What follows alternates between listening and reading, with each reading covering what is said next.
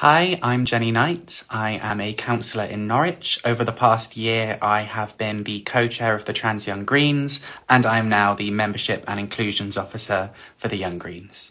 I have a couple of questions.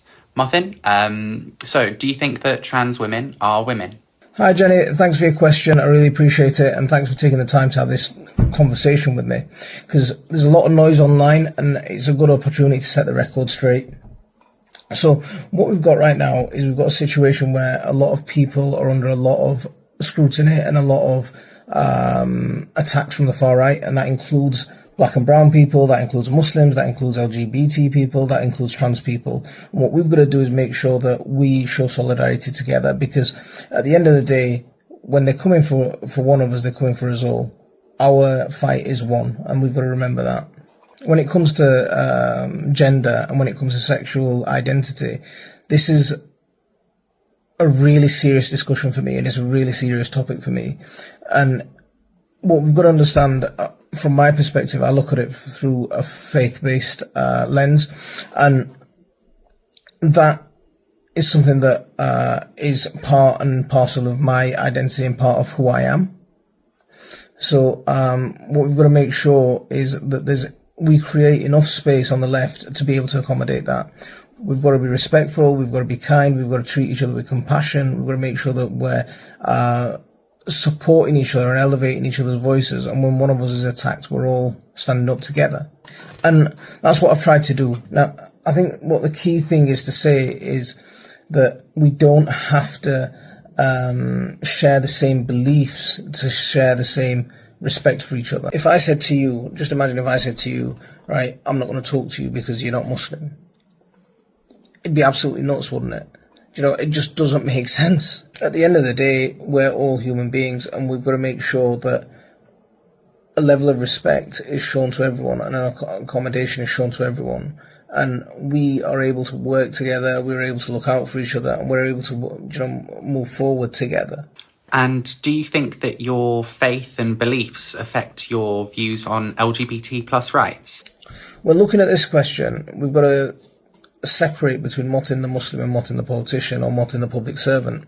Now, in my public life, I serve all manner of constituents, so LGBT people, people from faith backgrounds, people from non-faith backgrounds, and we work together. And I do the same thing in my local party. Where we have differences of opinion on policy, we'll thrash those out.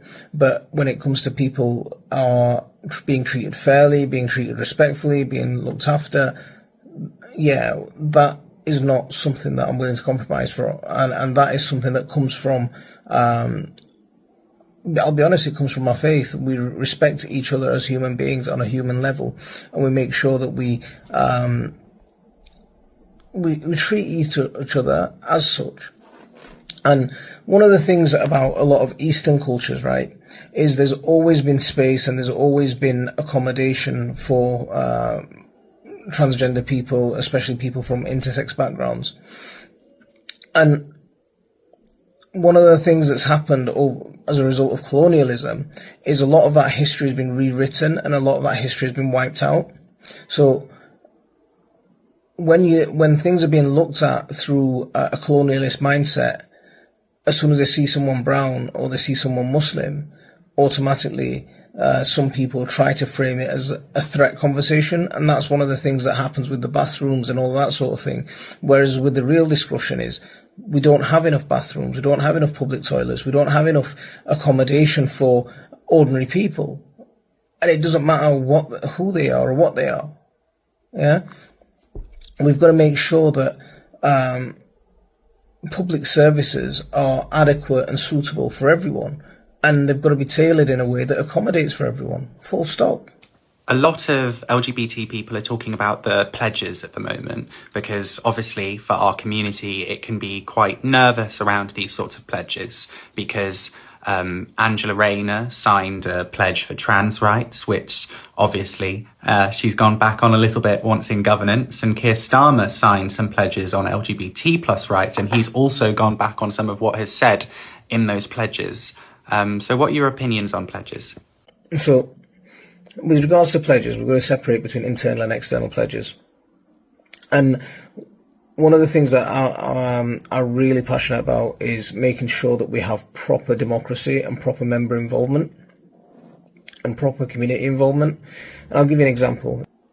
There's some roadworks going on in my ward. So what I did was I organised a meeting and invited loads of people from the community. About 150 people turned up, and then we took a collective decision on what the community stance is going to be, and then we put that forward rather than me taking a decision and saying I know what's best. So that's the sort of attitude I take to democratic processes.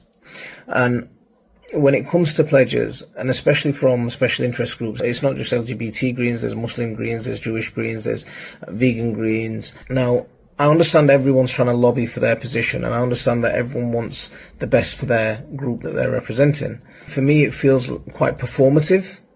You know, people just tick a box, say what each group wants to hear, and then they get gold stars from everyone.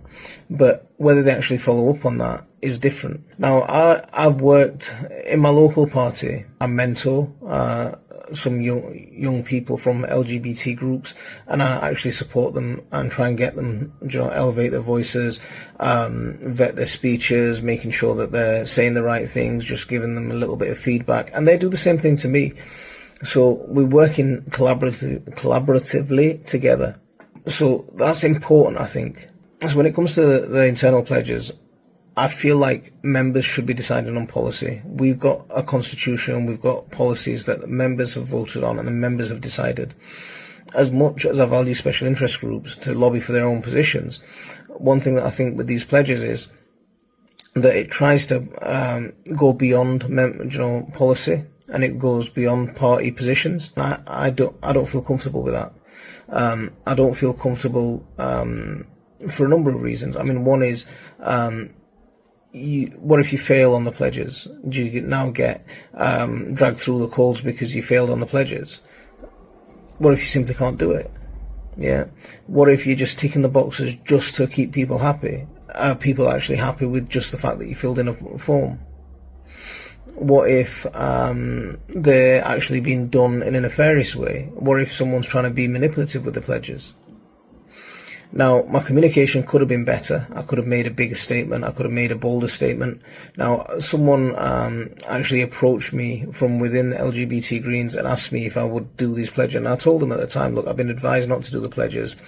And one of the things, that's the decision I'm going to take on everyone, all the pledges. I'm just not going to, this is my feeling on it, so I'm not going to complete any of the pledges. And I thought that was enough. So, yeah, my messaging could have been clearer, but it's not the content of the pledges.